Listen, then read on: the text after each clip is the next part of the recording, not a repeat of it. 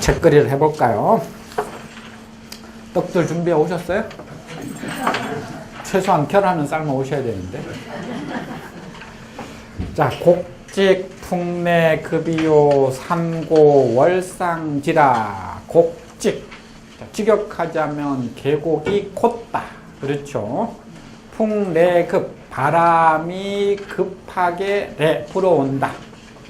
바람이 불어오는 것이 급하다. 이렇게 해도 되고. 계곡이 코드니 바람이 급하게 불어온다.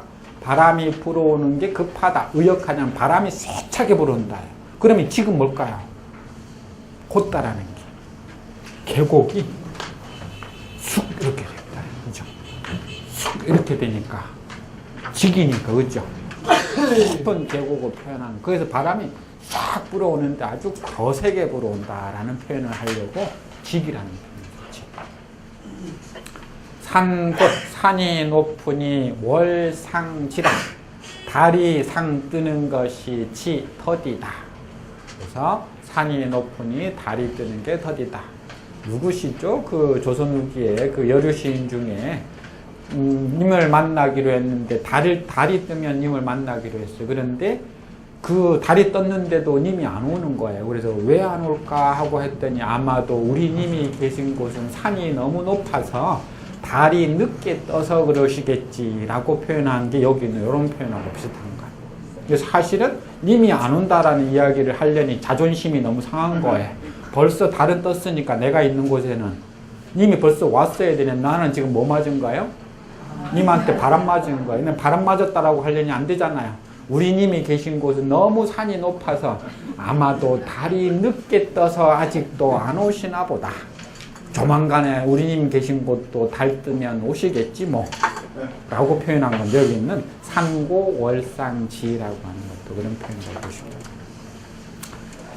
자, 그 다음 글자는 어렵죠. 실솔명 동방이요 오동락 금정이라. 실솔 무슨 실이죠? 귀뚜라미. 솔도 귀뚜라미. 그렇죠? 그러면 앞에 있는 놈이 수컷? 암컷? 보통은 뭐가 먼저 나온다고 그랬죠? 수컷이 먼저 나오니까. 그렇죠? 다 귀뚜라미, 실 귀뚜라미 소리지만 앞에 있는 놈이 아마도 수컷인가 봐요. 그렇죠? 뒤에 있는 놈은 암컷이고. 명운다, 동방, 깊을 동자 여기는 고을 동자는 아까 앞에서 했지만 깊을 동자도 있죠. 동방 하면은 깊은 방. 귀뚜라미는 깊은 방에서 명우러댄다. 아마 가을이 왔다는 표현을 이렇게 하는 것 같아요. 그렇죠? 오동락 금정이라. 앞에도 오동나무, 밑에 있는 뒤에도 오동나무, 동에서 뭐 크게 봤을 때는 다 오동나무라고 옛날 사람들은 잘 안 구분하지 않았는데, 구분하자면 지난번에 말씀드렸듯이 앞에 있는 오는 벽오동. 그래서 푸른 줄기를 가지고 있는 것, 뒤에 있는 동은 회색 줄기를 가지고 있는 것. 조금 다른데 뭐 예전에는 다 그냥 오동나무라고 했는데 정확하게 사전상으로도 앞에 있는 오는 벽오동이라고 되어 있어요. 벽자가 푸를 벽자거든요. 이게. 오동나무는 낙 떨어진다. 금정, 금으로 된 정, 우물에 떨어진다. 오동나무 잎이 금으로 된 우물에 떨어진다. 그러면 옛날에 그 집은 잘 산 집이에요. 그렇죠? 금으로 되어 있으니까. 우물이 금으로 될 정도라면 뭐 집 안에 들어가면 엄청난 우물이 있겠네. 그죠? 금정이 금으로 된 우물 하면 좋겠는데 우리가 동서남북을 이야기할 때 모양에 따라서 이게 동쪽은 봄이잖아요. 봄. 그렇죠. 남쪽은 여름. 그렇죠. 자, 그러면 서쪽은 가을이잖아요. 그렇죠. 북쪽은 겨울이잖아요. 그렇죠. 그래서 마이동풍 할 때 이 동풍은 뭐라는 거죠? 봄바람이라는 거죠. 말 뒤에 동쪽에서 바람이 분다면 틀린 말이잖아요. 말 뒤에 봄바람이 분다 해야 마이동풍이죠. 말 귀에 동쪽에서 바람이 부는 것은 아무런 의미가 없어요. 말 귀에 봄바람이 불어야 사계절 중에 바람이 가장 약한 게 봄바람이니까 살랑하고 말 귀에 바람이 불었는데 말이 인지를 못하는 거예요. 바람이 불었는지 안 불었는지. 그렇죠? 자, 그러면 여기도 금정이라고 할 때 여기 그걸 해놨네요. 오행을 해놔야 되는데 그렇죠? 여기 오행 동쪽에 있는 이게 오행 중에서 목에 해당돼요. 자, 이 남쪽은 화, 여기 있는 서쪽이 금, 저 북쪽이 수, 가운데가 이제 토잖아요. 토. 그래서 오행의 방위를 배치시켜 놓으면 이렇게 돼요. 그래서 여기 있는 금정이라고 하는 말은 다른 말로 추정이라는 말하고 같은 말이에요. 그렇죠? 서정해도 되는 거 그렇죠? 선역서자라고 해도 그래도 같은 말이 되는 거예요. 그래서 여기 금정이라는 것은 추정이라는 말하고 같아요. 가을 우물을 말해요. 가을 우물. 쇠로 된 우물이 아니라. 그래서 오동나무 잎은 가을 우물에 락 떨어진다 이런 말이에요. 가을 우물은 사실 없죠. 그렇죠? 가을이 된 상태의 우물에 떨어진다라는 것인데 이것도 사실 말은 안 돼요. 가을이 된 상태의 우물이 어디 있어요? 그렇죠? 근데 지난번에 우리가 이건 작품으로 쓰이기 때문에 한시를 볼 때는 현실과 딱 떨어지지 않을 수도 있다라고 그러니까 문학으로 이해하셔야 돼요. 그래서 가을 우물에 떨어진다 해서 말 그대로 가을이 되어서 오동나무 잎이 우물에 떨어지는 모습을 형상화 이렇게 해놨다라는 것인데 아무튼 여기 요 방위 표시하고 그 다음에 오행 표시 정도는 조금 기억해 두시면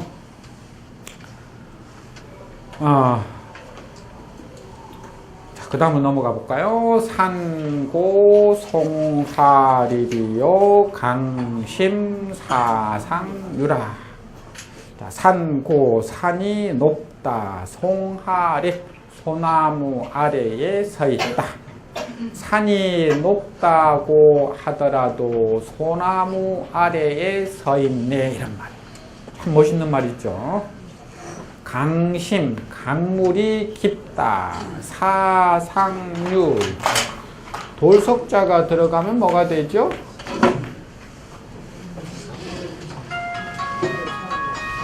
이렇게 하면 이것도 모래사인가요? 이렇게 하면 모래사. 강모래사. 자갈사. 그렇죠. 물이 있으니까, 그렇죠? 이거는 돌이 있으니까. 아마도 처음에는 이렇게 썼을 것 같아, 그렇죠? 돌이 조금씩 줄어들어서 만들어진 게 모래니까. 근데 대체적으로 모래가 어디에 모여 있어요? 물가에 모여 있더라는 거예요. 그렇죠? 물론 물속에도 있는데 물속은 안 보이니까. 물가가 많이 보이니까. 그래서 사실 지금은 우리가 이렇게 쓰기보다는 이렇게 더 많이 쓰죠. 같은 동자인데도 말이에요. 강물이 깊어도 사상류 모래 위로 흐른다. 자, 아주 재밌는 말인 것 같아요. 산이 아무리 높아도 그 높은 곳 위에는 소나무가 있고 강물이 아무리 깊어도 그 강물은 결국 모래 위로 흐른다. 근데 이 산 해발 1000m 된다라고 하면 이 해발 1000m라고 이 산은 표시를 해놨어요. 그렇죠? 근데 그 위에 있는 소나무한테는 표시를 안 해놨어요. 그렇죠? 결국은 더 높은 게 소나무인데 그 정상에 있는 요것만 1000m라고 해놓은 거예요. 강도 마찬가지예요. 수심이 100m다라고 해놨는데 그 밑에는 뭐가 있어요? 모래가 있잖아요. 그렇죠? 그래서 결과적으로 우리가 뛰는 놈 위에 나는 놈이 있다라는 거예요. 가진 놈 위에 더 가진 놈이 있을 수도 있다라는 거예요. 그렇죠? 그래서 내가 가지고 있고 내가 지니고 있는 것이 내가 알고 있는 것이 아무리 많아도 나보다 더 많이 알고 있는 사람이 있을 수도 있고 나보다 더 많이 가진 사람이 있을 수도 있기 때문에 어느 곳에 가서 함부로 많이 가졌다, 많이 한다, 많은 걸 얻었다라고 자랑하지 마라. 그보다 더 높은 곳에는 소나무가 있고 그보다 더 깊은 곳에는 물이 흐르게 되어 있다라는 겁니다. 늘 말씀드리지만 아인슈타인이 죽을 때 그랬다잖아요. 내가 알고 있는 지식이란 넓은 백사장에 있는 모래 한 톨도 안 된다. 모래 한 톨도 안 된다라고. 근데 아인슈타인하고 대학교 3학년 물리학과 중퇴한 놈하고 붙여놓으면 3학년 중퇴한 놈이 더 똑똑해요. 왜요? 물리학 전공하다가 말았거든요. 중간지 공부하다가, 그지? 그 이상 나온 건 자기가 배운 적이 없어요.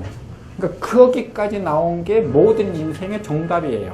그 이상의 책은 본 적이 없기 때문에 그 이상의 이야기들이 나오면 무조건 틀렸다고 웃게 돼요. 자기는 그거 딱 배워놨습니다. 근데 아인슈타인이 보면 다른 이론이 있을 수도 있고 다른 생각 여러 가지 이론들이 존재하는데 자기는 그 한 가지만 딱 배워놨거든요. 그 한 가지 배우고 알고 있는 게 더 무서운 거예요.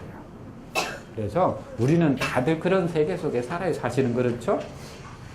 내가 평생 엄청나게 많이 보고 엄청나게 많이 알고 엄청난 것을 느꼈을 거라고 하지만 내가 지금까지 살아온 동선을 가만히 들여다보면 만난 사람, 본 책, 알고 있는 어떤 경지 되돌아보면 그렇게 많고 깊고 뭐 대단한 건 아닌데 근데 그것 속에서 우리는 모든 것을 내가 판단을 해요. 지금까지 내가 보고 듣고 느꼈던 걸 데이터 속에 우리가 저장해 놓고 어떤 지식이 들어오면 그걸 머릿속으로 판단해서 옳다 그르다라고 하는 판단을 해내는데 그 과연 여기 있는 데이터가 어느 정도 되는가 그렇게 많지 않다라는 거예요. 공부한 사람이라고 해도 그렇게 많은 것들을 인간의 한계상 다 집어넣을 수도 없는 거예요. 그렇죠? 그러니 금방 이야기했듯이 조금 많이 한다고 해서 우리가 한문 좀 많이 배웠다고 해서 저 인수봉 꼭대기 올라가가지고 아까 지난번에도 한문 쫙 읊은데 옆에 있는 사람이 더 멋있게 읊을 수도 있는 거예요. 그렇죠? 그러니까 그걸 산고송하입이라고 그럽니다. 그래서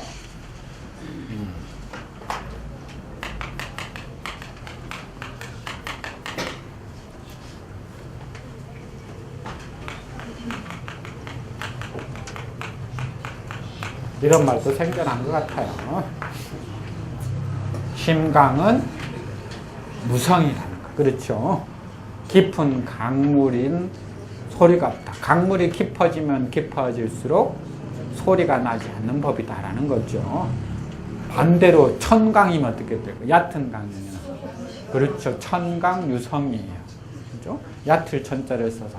얕은 강이면 유성 소리가 나게 돼 있어요.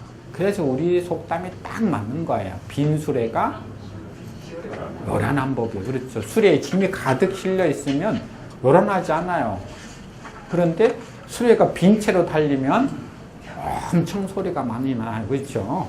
아마도 산고송아립이라는 표현이 그런 의미로 받아들이시면 될 거예요.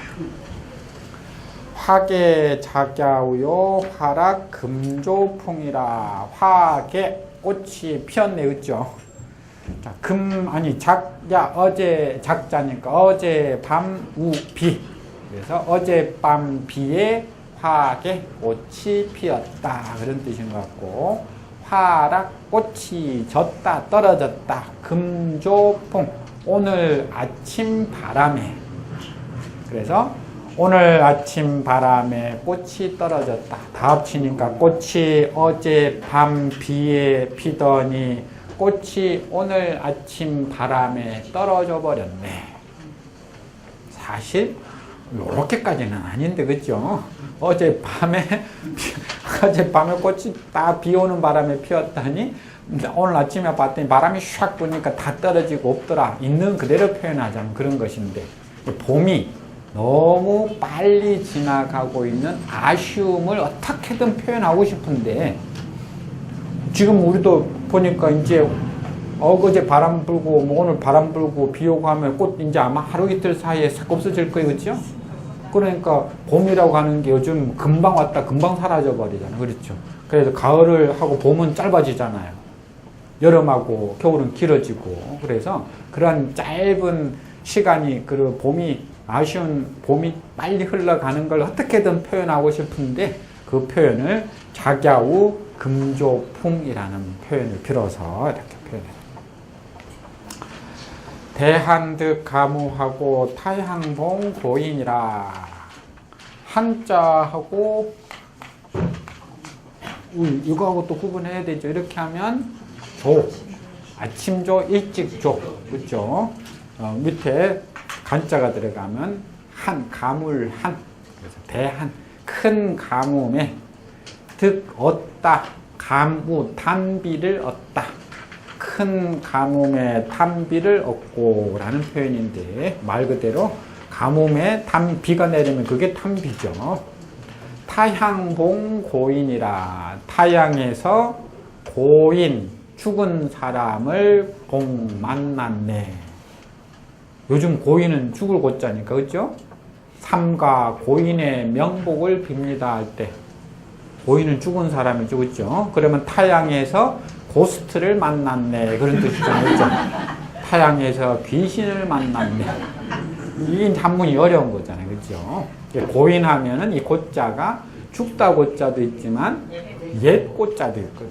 그래서 지금은 우리가 죽을 고자를 많이 써서 죽은 사람이라고 하지만 옛날에는 죽은 고자라고는 거의 안 써요. 다 옛 고자를 써요, 거의 대부분. 그래서 고인하면 옛 사람, 그래서 옛날 벗을 고인이라고 그래요.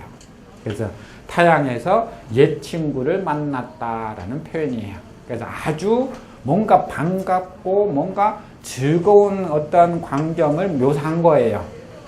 타향에서 살다가 어릴 적 아주 친했던 옛날 벗을 만나면 얼마나 반가워요, 그렇죠?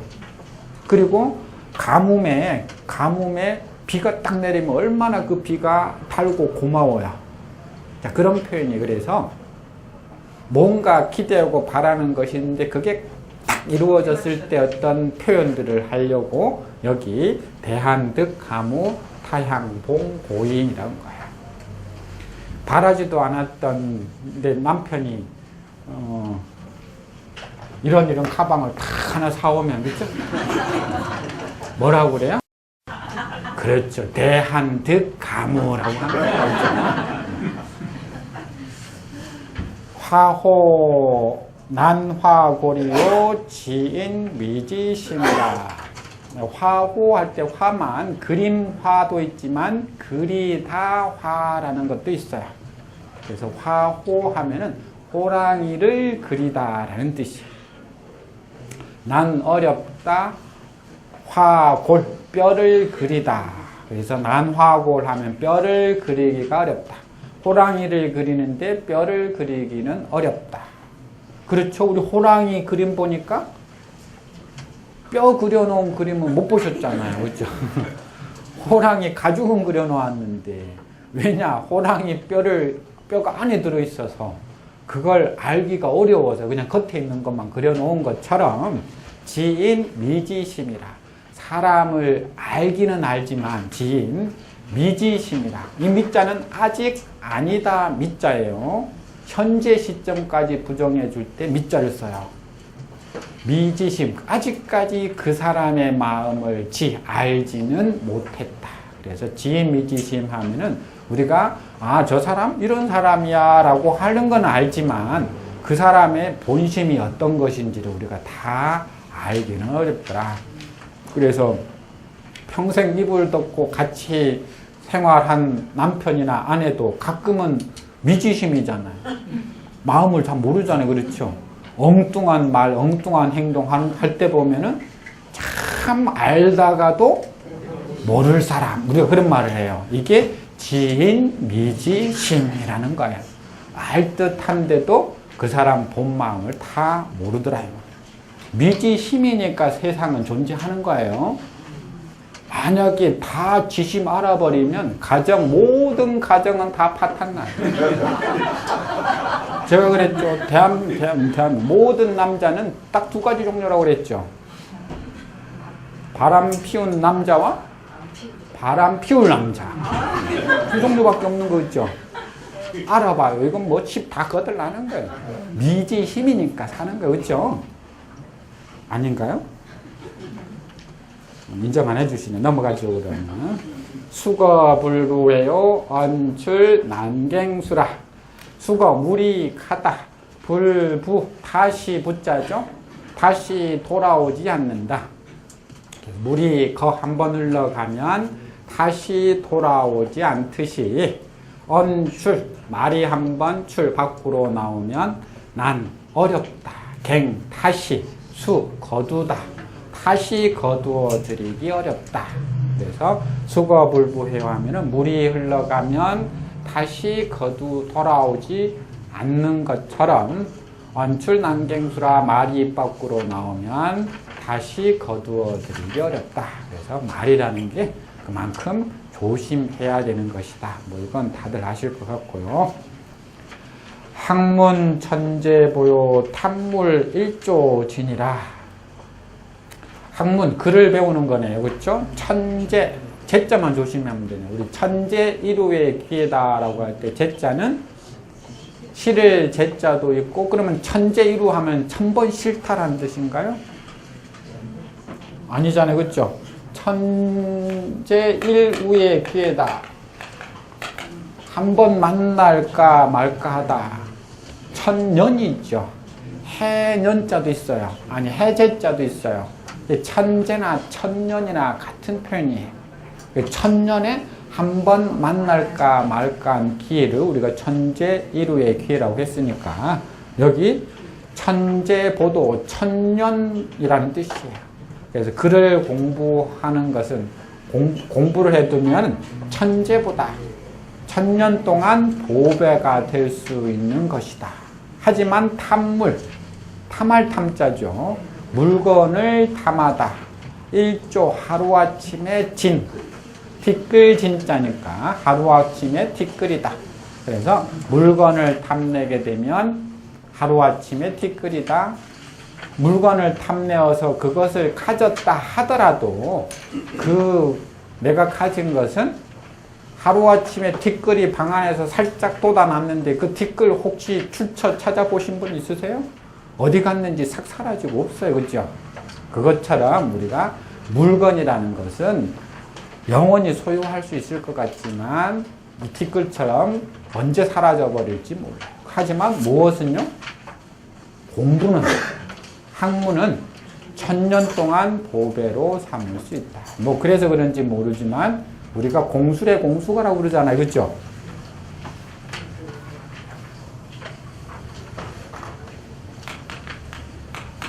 공술의 공수가라고 하는데 빈손으로 왔다가 빈손으로 간다라고 하는데 그래도 김국환 씨가 노래했죠.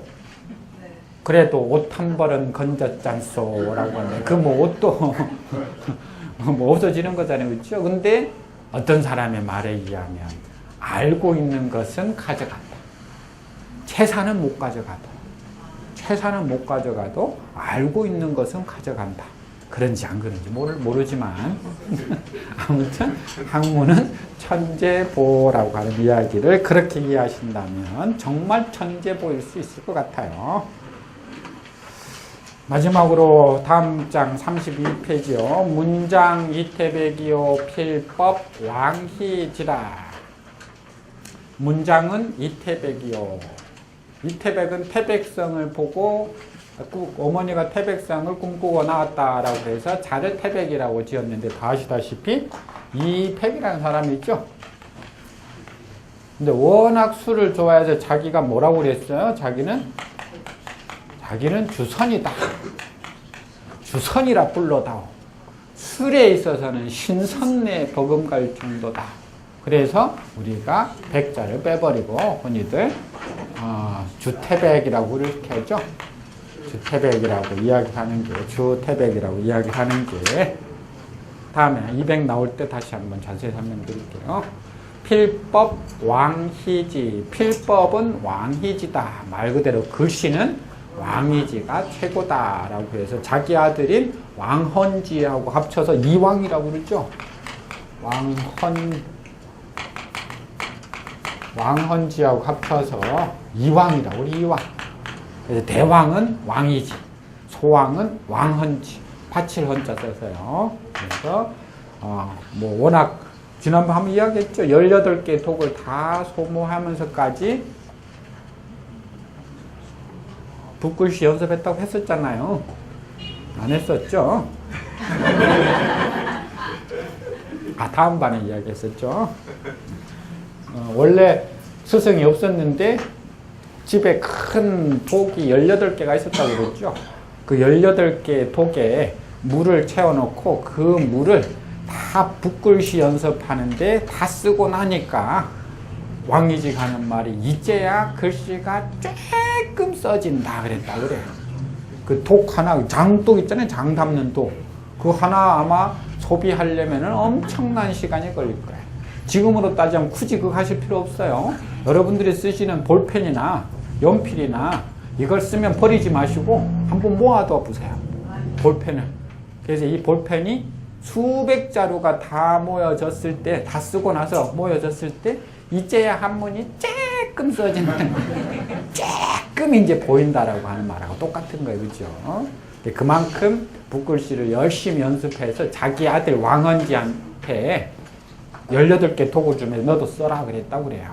그 아들도 그 18개 독을 다 붓글씨 연습하고 다 쓰고 났더니 자신이 생긴 거, 아버지처럼. 그래서 아버지가 딱 몇 글자를 써놓고 출타하셨어요. 자기가 딱 지워버리고 그걸 똑같이 필사해뒀어요. 그러고 나서 왕이직 아버지가 딱 돌아와서 딱 글씨를 보더니 통곡을 하는 거예요. 내가 갈 때 얼마나 술을 많이 먹었든지 세상에 이것도 글씨라고 써놨나. 아들이 그대로 베껴놨는데 그 베껴놓은 그대로도 이게 도저히 수준에 안 따라가는 거예요. 그래서 그날부로 아들이 더 열심히 붓글씨 연습했다라고 하는 필법은 왕희지요. 일일 부독 서면 구중생 형극이라. 여러분도 그러시죠? 하루라도 독서를 하지 않으면 구중, 입안에서 생, 돋아난다, 생긴다. 형, 가시형, 극, 가시극. 이게 옆으로 뻗으면 그렇지만 위로 이렇게 가면 그렇죠. 대추, 조. 이거 구분하셔야 돼요. 그래서 하루라도 공부를 하지 않으면 입안에 가시가 돋아난다. 그래서 오늘도 오신 거죠? 저는 일일 부독서가 아니라 일일 불, 뭐 바꾸시면 얼마든지 바꿀 수 있어요. 일일 불 음주면 구중생 형극이라. 하루라도 술을 마시지 않으면 입안에 가시가 돋친다. 뭐 할 수도 있고, 그렇죠? 하루라도 남편을 구박하지 않으면 입안에 가시가 돋친다. 뭐 이런 것도 되고, 그렇죠? 여러 가지로 알아서 만들어 보시고. 화요중계일이나 임무갱소년이라 꽃에는 없다. 중자만 조심하시면 돼요. 거듭 타시라고 하는 중자가 있어요. 그래서 무겁게 개 피다가 말이 안 됐죠. 거듭 피다, 타시 피다. 그래서 꽃은 타시 피는 날이 있지만 인무갱소년이라. 사람은 없다. 갱소년, 타시 소년 시절이 없다라. 그래서 꽃은 내년 되면 또다시 화려한 꽃을 피우지만 사람은 내년 되면 올해는 오른쪽 어깨가 아팠는데 내년 되면 왼쪽 어깨마저도 아파요. 그렇죠? 올해는 오른쪽 무릎만 아팠는데 내년 되면 왼쪽 무릎까지도 아파요. 그래서 갱소년인 것 같아요. 마지막으로 백일막 허송하라 청춘 부재랭이라. 백일, 한낮, 대낮이라는 건데 막 허송, 우리가 허송 세월이라고 할 때 허자야. 헛되이라는 뜻이에요. 비다 허자가 아니라. 허자가 비다 허자도 있지만 헛되이, 쓸데없이 그런 뜻이에요. 그래서 허송이라는 것은 헛되이 보내다라고 하는 거지 비게 보내는 게 아니에요. 막은 말라막자죠. 그래서 대낮, 한낮의 그 중요한 시간은 막 허송, 헛되이 보내지 말라. 청춘 부재랭이라. 청춘은 다시 제자죠. 2번 다시 뭐 2번 해도 되고 2번 오지 않는다. 청춘은 그러면 어느 시절을 청춘이라고 할까요? 28 청춘, 그죠? 그러면 16살이 28이 16이니까 그죠? 16살이 청춘이에요. 그건 옛날 40대 때 이야기고 목숨이 끊어질 때 40대 때 28 청춘이고 그죠? 요즘은 곱빼기로 늘어났으니까 32살까지가 청춘이라고 신체적 나이로 이야기할 수는 있어요. 근데 신체적 나이와 우리가 느끼는 그 청춘의 의미는 또 다를 수도 있어요. 무슨 이야기냐? 환갑에 막 지나신 분이 50대 사람들을 볼 때는 야, 내가 10년만 젊었어도 서울대를 다시 들어가겠다 공부해서 그러는 거예요. 그러니까 60대에 비해서 50대는 청춘인 거예요. 그러면 그걸 계속 연장시키면 70대가 볼 때 60대는 청춘인 거예요. 80대가 볼 때 70대는 그렇잖아. 노인정에 80대 할아버지가 그 70대 후반이나 60대 후반이나 70대 초반의 분들 보시면 뭐라고 그래요? 아직 머리에 피도 안 마른 것이. 내가 자네 때는 바위도 씹어 먹었어. 사실 못 씹어 먹지만 그 10년이라고 하는 시간이 젊다라는 게 나이가 10년 더 많은 사람한테는 청춘이다라는 거예요. 그러면 다시 말하면 지금 내가 그렇죠. 청춘이에요. 그죠? 나보다 10년 선배들한테 비하면 난 청춘이에요. 요 시간이 뭐 하지 않는다라는 거예요? 다시는 안 온다라는 거예요. 그죠? 자, 이렇게 해서 우리가 추구를 마치고 다음 시간에는 계몽편부터 계속 이어가도록 하겠습니다. 고생하셨습니다.